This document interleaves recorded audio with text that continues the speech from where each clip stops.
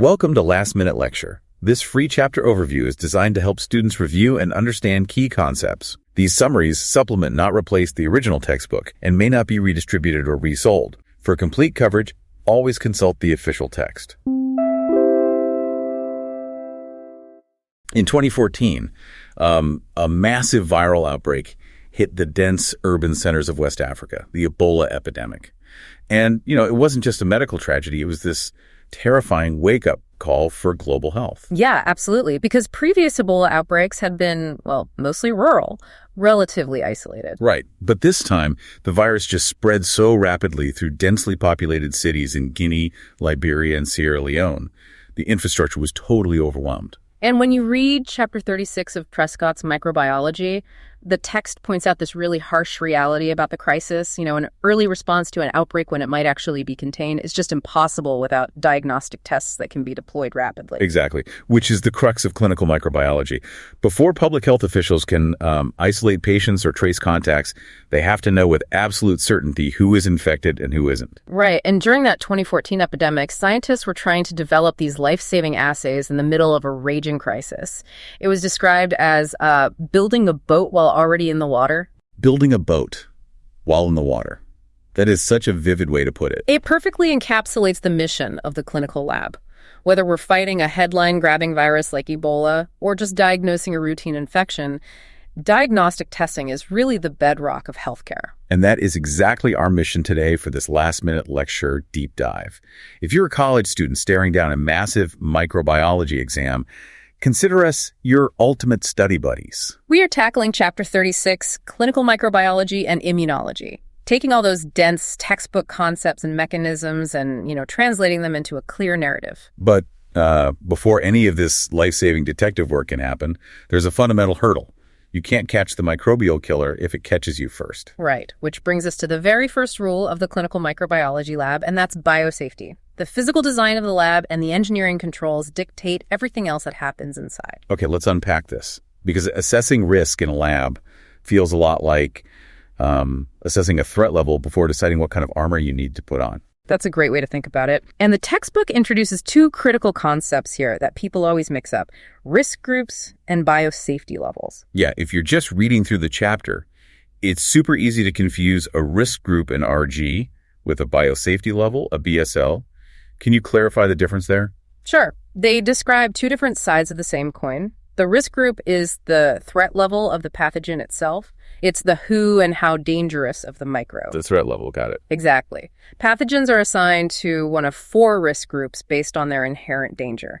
So things like their pathogenicity, mode of transmission, and whether we actually have treatments available. So risk group 1 or RG1, that would be the harmless stuff, right? Right. Microbes not known to cause disease in healthy adults, like lactobacillus, which is virtually harmless. But then you scale all the way up to risk group 4. Yeah, RG4. These are the highly dangerous exotic agents. They cause life-threatening diseases. They're usually transmitted by aerosols, meaning they travel through the air. And crucially, we have no known treatments or vaccines. So Ebola falls squarely into RG4. Exactly. So if the risk group is the threat, the biosafety level is your armor.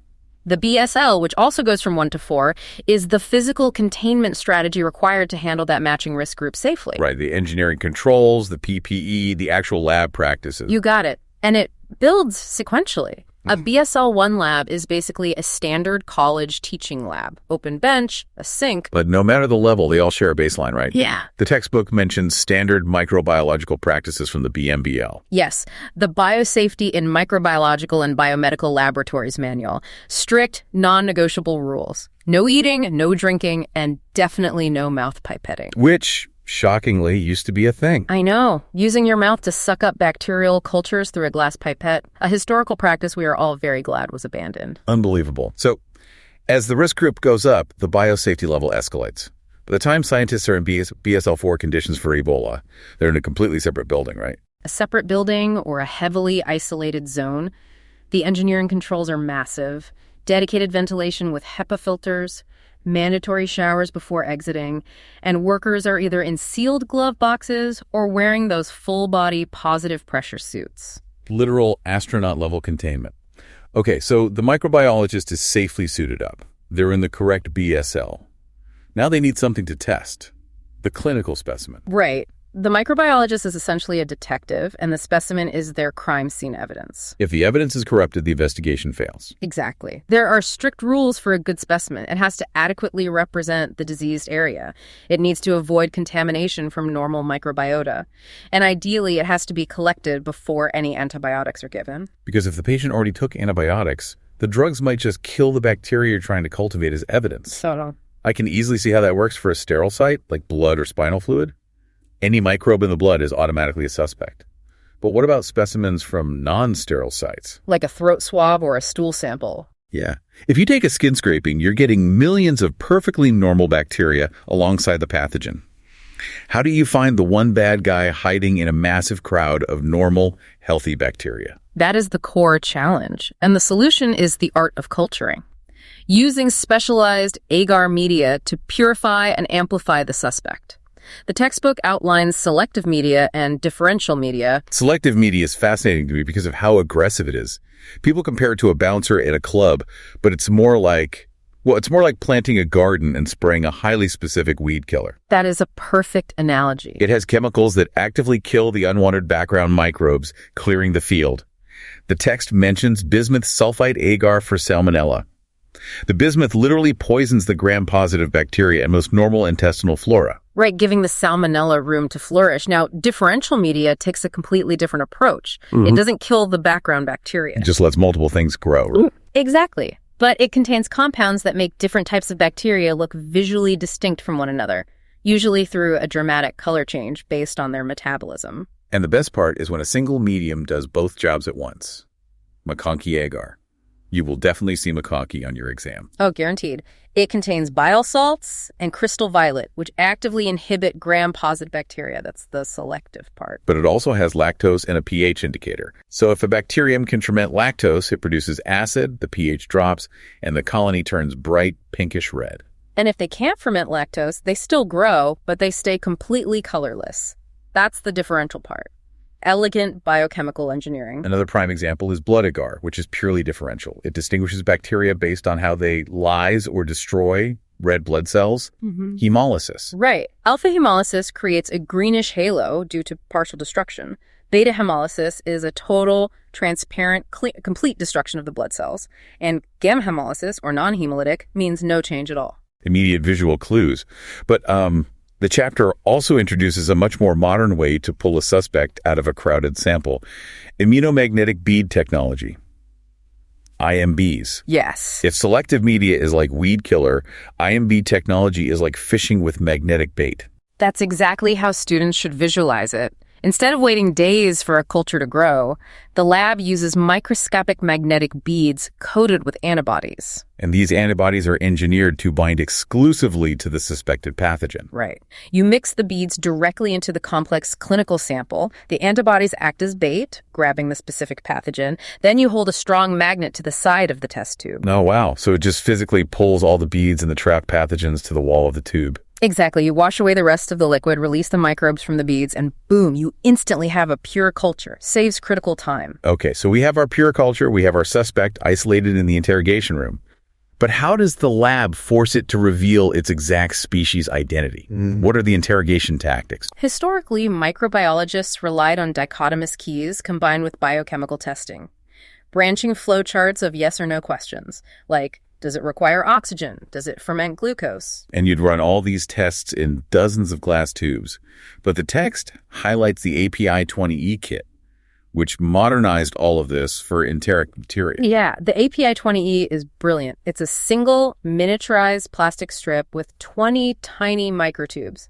Each one holds dehydrated ingredients for a different biochemical test. You just inoculate your pure bacterial liquid into all 20 tubes and incubate it. But what's truly fascinating is how you read the results. You don't just write down 20 yes or no answers. The kit uses a mathematical scoring system. Right, they group the tubes into sets of 3. Exactly. Within each trio, a positive in the first tube is 1 point, a positive in the second is 2 points, and a positive in the third is 4 points. Negatives are 0. So if a bacterium tests positive for all 3 in a group, the score for that group is a 7. You add up these binary-style scores across the whole strip, and the color pattern mathematically converts into a precise 7 or 9-digit profile number. Like a barcode. You just look up that barcode in a database and you get the exact species identification. It's incredible. It really streamlines a complex workflow. But, sometimes you need an answer faster than a culture can grow. If a patient is crashing, waiting 24 hours for an API strip isn't an option. We often rely on microscopy, like the gram stain. Right. But the text notes a constraint there. Regular microscopy just gives a preliminary morphology report, like gram-positive Cauchy pairs. Mm-hmm. It doesn't tell you the exact species. No, it lacks the resolution for species-level ID. To achieve that under a microscope, you have to upgrade to fluorescence microscopy, specifically immunofluorescence. Where you use antibodies labeled with fluorochromes, molecules that literally glow under ultraviolet light. Exactly. And there are two distinct methods here that you need to know for the exam: direct and indirect immunofluorescence. Okay, break those down. Direct immunofluorescence is hunting for the physical antigen, the actual pathogen in the patient's sample. You fix the patient sample to a slide, add commercially prepared glowing antibodies targeting the suspect, and wash it. And if the pathogen is there, the glowing antibodies stick to it, and it lights up under the microscope. That makes sense. Now, indirect immunofluorescence flips the script. Instead of looking for the pathogen, it looks for the patient's antibody. It asks, has this patient mounted an immune defense against this bug? So how do you test for that? You start with a known lab-grown pathogen fixed to the slide. Then you add the patient's blood serum. If they're infected, their serum has antibodies that bind to that known pathogen. But human antibodies don't naturally glow. Right. So after you wash it, you add a secondary glowing antibody. This one is engineered to stick specifically to human antibodies. Oh, I see. So it's a stack. The known pathogen on the bottom, the human antibody in the middle, and the glowing secondary antibody on top. Exactly. If the complex lights up, it proves the patient had the antibodies. The textbook has this stunning visual showing cytomegalovirus glowing green and adenovirus glowing yellow using this technique. That's amazing. But what happens when a microbe just refuses to grow in culture? Or it's an RG4 pathogen that's too dangerous. Or the patient already took antibiotics, so the bacteria are dead, but the patient is still sick. What's fascinating here is that molecular methods completely revolutionized this. Instead of looking for a living bug, we look directly for its genetic fingerprint using techniques like PCR polymerase chain reaction. The mechanism of PCR is definitely something you have to visualize. It takes a tiny, invisible amount of DNA or RNA and amplifies it millions of times through temperature changes. Right. First, you heat the sample to near boiling. This literally unzips the double-stranded DNA into two single strands. Then you cool it down. Yes, cooling allows short, custom-designed pieces of DNA called primers to latch onto the specific target sequence. Then, an enzyme called DNA polymerase builds a matching copy of that strand. And by repeating that heat-cool copy cycle about 30 times, one copy becomes two becomes four, and in a couple of hours you have over 1 billion copies. Which is more than enough to detect. And this scales brilliantly with multiplex PCR. Right. The textbook highlights using multiplex PCR for blood cultures, Right. which is crucial because blood should be sterile. If a pathogen is in the blood, the patient is at risk for septic shock. A massive medical emergency. Multiplex PCR uses multiple different sets of primers in a single tube, screening the blood for over 20 different pathogens and antibiotic resistance genes simultaneously. Now, the chapter also mentions ribotyping, using PCR to amplify the 16S ribosomal RNA gene. Yes. The genius of ribotyping is that all bacteria have ribosomes. So parts of the 16S RNA gene are highly conserved. They are identical across all bacterial species. Those act as universal handles where your primers can grab on, but the regions of DNA between the handles are highly variable. Exactly. They mutate at different rates depending on the species. So by sequencing those variable regions, you get a definitive genetic barcode, even for unculturable microbes. But if we can't find the microbe's DNA, we fall back to serology, looking for the host's reaction to the microbe, measuring antibodies in the serum. And a key detail here is the difference between IgM and IgG antibodies. Right. If a test finds IgM, it means a recent active infection. The immune system is in an active firefight. But IgG means a past infection or a vaccination. It's the long-term memory. Serology tells the story of the patient's immune history, but logistically, antibodies and viruses are microscopic, so how do we actually see them reacting in a test tube? We use advanced tests that translate those microscopic binding events into macroscopic signals, like agglutination, visible clumping. Right. Antibodies bind to multiple antigens, cross-linking them into heavy networks that clump and fall out of solution. But there's one test the textbook describes that always trips people up, viral hemagglutination inhibition. Oh, yes. Because when I first read it, I figured, okay, if a patient has antibodies and you mix them with the virus and red blood cells, everything clumps up, and that's a positive test. It is a common trap. The biological mechanism works entirely backward. Certain viruses, like measles, naturally cause red blood cells to clump together. Okay, so virus plus red blood cells equals clumping. Right. Now, imagine you add the patient's serum to the virus before you add the red blood cells. If the patient has antibodies against measles, those antibodies will completely coat and neutralize the virus. Blocking its binding sites. Exactly. So when you finally add the red blood cells, the neutralized virus physically cannot attach to them. So the blood cells just settle normally at the bottom, which means that a lack of visible clumping is actually a positive test result. Precisely. It proves the patient had the antibodies that inhibited the virus from clumping the blood.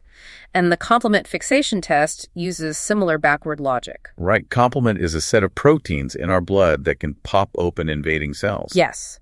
In this test, if a patient has specific antibodies, they bind to the test antigen. The complement proteins then bind or fix to this newly formed complex, completely consuming the complement from the solution. So when you add indicator red blood cells later, there's no free complement left to destroy them. The red blood cells survive.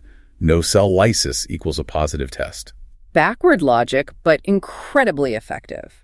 But the undisputed star of the modern serology lab is the ELISA, the enzyme-linked immunosorbent assay. A masterpiece of biochemistry. Let's walk through the indirect ELISA, which detects patient antibodies. It's done in microtiter plates, plastic plates with dozens of tiny wells. First, you coat the inside of a well with a known antigen, like a viral spike protein.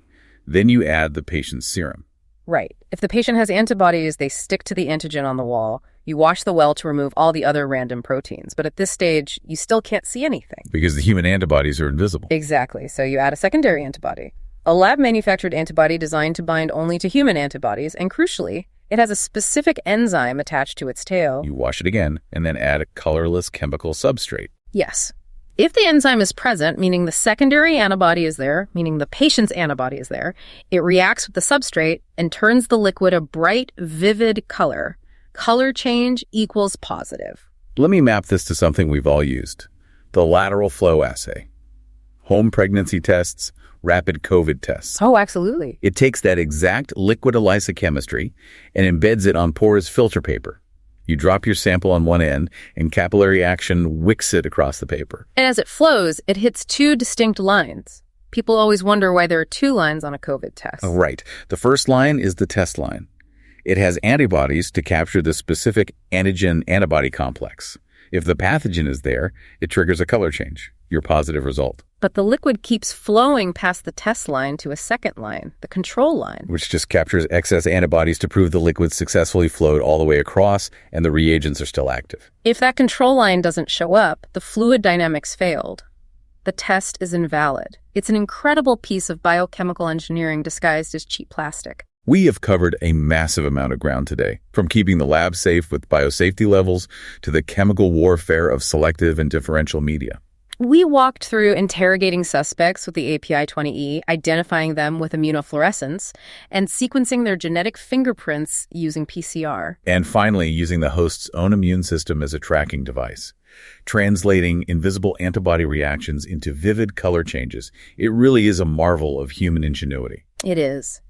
But as you review your notes for Chapter 36, we want to leave you with one final provocative thought. What's that? We talked about agglutination, where antigen and antibody binding forms a visible lattice. Well, the textbook describes immunoprecipitation, noting that this visible lattice only forms when the antigen and antibody are in perfect proportion. The zone of equivalence. Exactly. If there is way too much antigen or way too much antibody, the molecules can't cross-link properly. No visible network forms. Wow. Wait, think about what that implies for diagnostic testing. Could a patient be so overwhelmingly infected with so much viral antigen present that a precipitation test actually gives a false negative, just because it blew right past the zone of equivalence? A patient could be incredibly sick, but the test reads negative simply because there was too much of the pathogen.